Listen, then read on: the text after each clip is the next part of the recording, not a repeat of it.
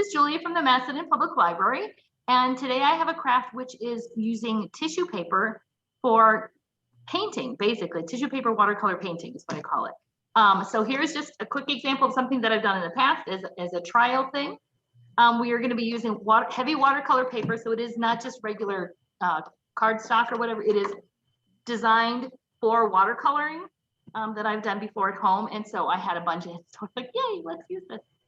So if you picked up a kit, or you're going to pick up a kit, you would have 2 pieces of this. So in the kits, you get 2 opportunities to try, plus a selection of bleeding art tissue paper. And so this paper is actually designed to leave its color behind. And we're watercoloring, so we're going to be painting with water. So you need to have some water. You can brush it on, you can spray it on. That's what I'm going to be doing. And then you can kind of make up a design. Beforehand, if you want to do it before you do anything with water, is if you take a white crayon or some kind of a clear wax or something, you can make a resist design down on your paper so that when the color bleeds through, it will that white design of the paper will still show through. So it's kind of like a batik or something if it was fabric. So I'm gonna move the screen down and you can see my work area, hopefully. Actually, let's put this one here so I can do some kind of. All right, so I'm thinking that's kind of looks good. All right, so this is my example that I did before. So on my paper, you can't see, I kind of put some I can feel the wax, some just like little flower blooms. So I'm gonna do a little bit over here and maybe another one over here. And no, that's good enough. So start with watering your paper.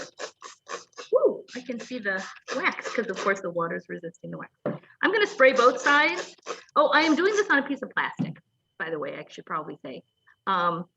If you could do it on cardboard or something like that, but it will curl then. You could do it on a cookie sheet. That might work. Actually, let me line up still. Okay, that's all right. So now the page is wet. You want the water to stick in. So then I have a selection of this tissue paper. And I went ahead and broke it into bits. You want to spray the paper so that it's already wet. And then you're just going to put, I love this, it's just so random and easy. You're just going to put the pieces of tissue paper however you want them and fill in your whole page. So this is the time when we need to have pretty music playing in the background, but we don't have any. Trying to see, you can, you can also layer to get some color blending, if that's the thing you want to do. And then let me hurry up and kind of give you an idea.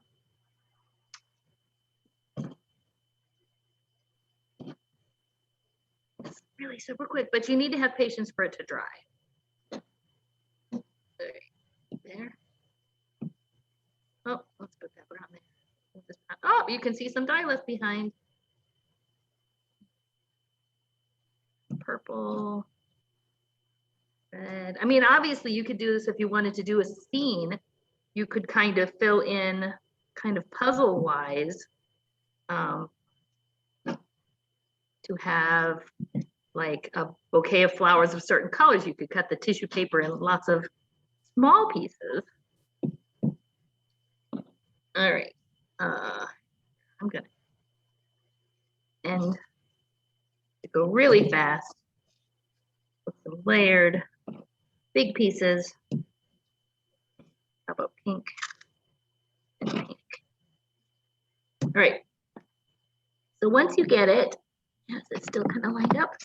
You're gonna spray it again. Again, you could use this with probably this part you'd want to spray it. I'm gonna get it really wet. And then guess what? You'd let it dry.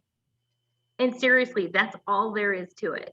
Don't want to move it, because if you move it, you're gonna dissuade, yeah, you're gonna move the water there so it can kind of puddle. But you just leave it and you let it dry. And then, yeah, the paper is gonna end up kind of wibbly wobbly like that. It can be ironed with a dry iron with no heat or mist, no steam. And that's it. Seriously, you can come up with anything. You can be as precise as you want. You can make it like stained glass. You could use the wax resist to as if it was the separators. You could go back in. You could use a black crayon for that, actually. Why didn't I think of that? That would be cool. And then fill in specifically the areas to kind of control the color if you wanted to do it. Yeah, that's it. So this is a really quick video. I hope you liked it. I hope you try it. If you didn't ask for a kit and you're watching this from the recording on YouTube, you can contact the library and see if there's still any supplies left. I should be able to make up some more kits to a certain level. There's no charge for the kits because it's paper. And that's it. If you try this with regular tissue paper, I just want to say it will not work. I mean, try it, why not? But don't expect it to work. Yeah, you would think like, well, this is just a simple tissue paper. I got it down at the dollar store and it's bright red and that should be able to leave something. It won't. But go ahead and try, why not?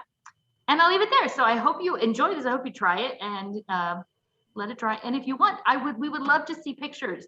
If any of the things that we have at the library, if you do it. So I'll leave it at that. Have a great weekend. Bye. Thank you.